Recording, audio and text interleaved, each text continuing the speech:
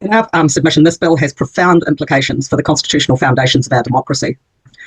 We wish to emphasise 4 points in this brief oral submission.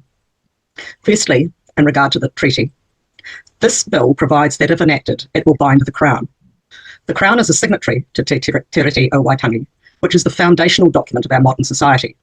It protects Aotearoa New Zealand and offers every citizen the right to belong, to share in decision-making, and to work together for the benefit of us all and for the protection of our unique land. We note that apart from reference to treaty settlement acts and bills in clauses 5 and 10(1)(f), there is no reference to the bill to the relevance of Te Tiriti o Waitangi and the nature or scope of legislation. We consider this is unacceptable. Recognition of and consideration of the provisions of Te Tiriti should be a required design principle of all regulation. Secondly, in relation to the role of the courts, although the bill states that the legislation should preserve the court's constitutional role of ascertaining the meaning of legislation, we consider that the establishment of a regulatory standards board with the power to carry out inquiries into legislation has the potential to undermine decisions of the courts and to blur the line between the separate functions of Parliament, the executive, and the courts. And I'd now pass to Jeremy to deal with the 2 further key points. Thank you. The first point I want to make concerns the clash between the executive and the legislative arms of government, which this bill will produce.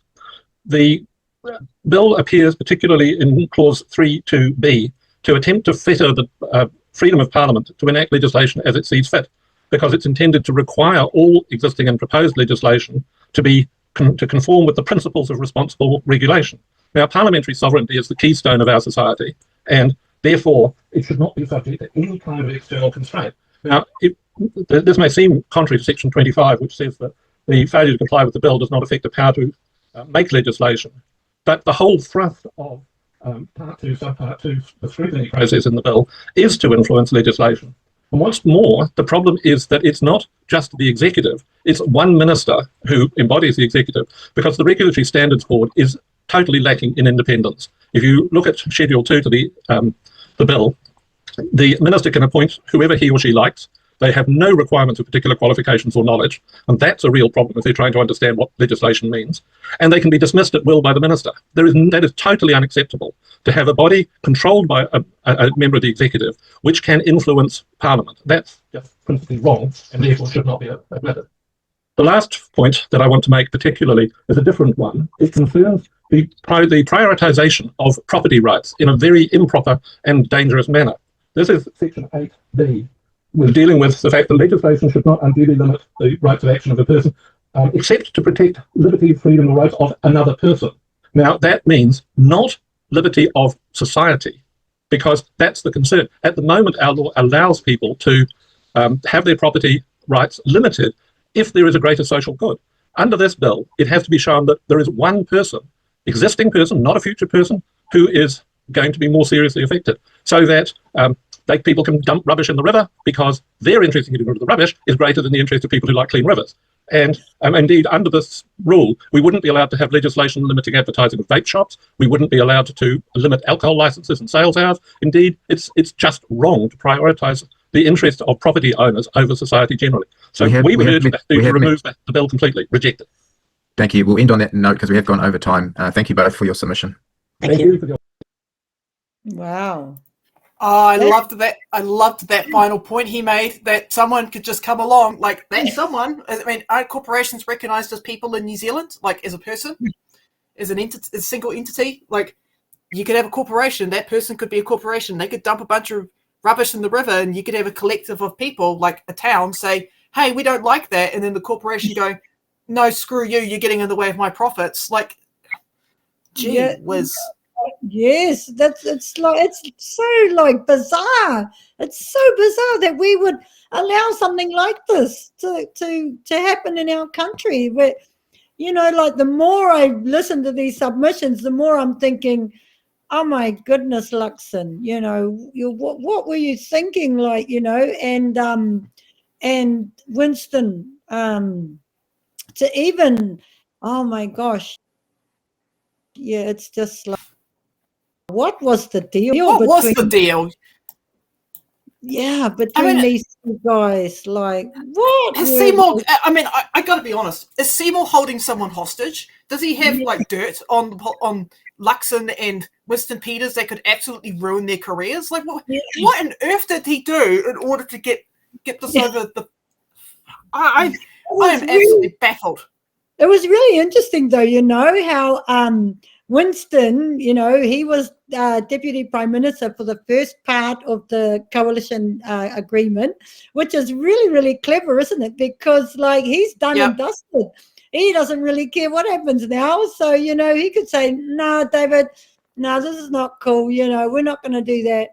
And it wouldn't matter because the coalition would be the end of the coalition, and it wouldn't matter because he's done his time, and I'm thinking this is so ludicrous. Surely they're going to see through this bill because these people, here they're just the way they're presented. I've learned so much just in that little short submission.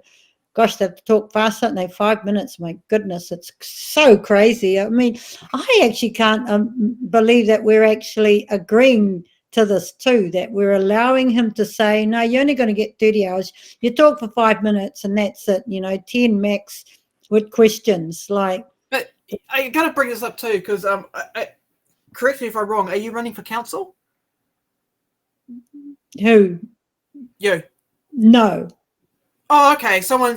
I thought Sam brought up in the private chat that you were running for council or something. Never mind. But yeah, the RMA. It's this replacement for the RMA is still being developed.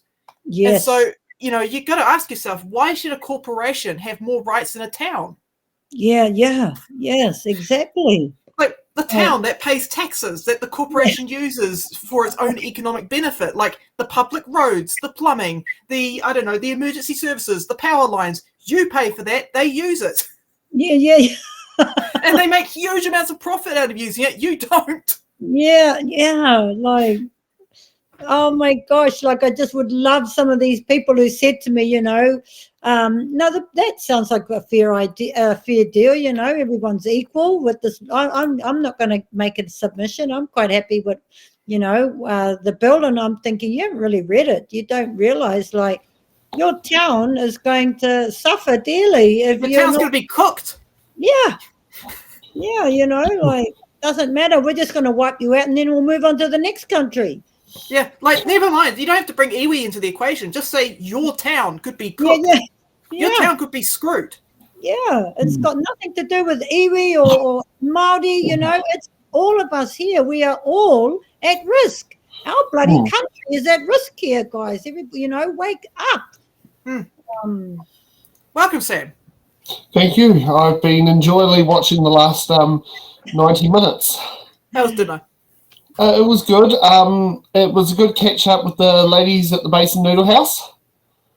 Oh, nice. Okay. Yep. Yum. Oh, if you're in Wellington, it's a go-to Chinese restaurant. Well, restaurant, but it's kind of more like a takeaway. But it's basically you can only fit about like 15 people in there. Oh, nice. Well, it's good then. Especially when Craig Rennie goes there. Oh, okay. I'm sure the house will be on fire if Craig turns up. No, on that particular occasion, no one knew who he was, and I kind of was in the background. Is that or is that not Craig Rennie? All right. Well, with dinner out of the way, let's continue. We've got 20 minutes left before we do the swap over. Yay!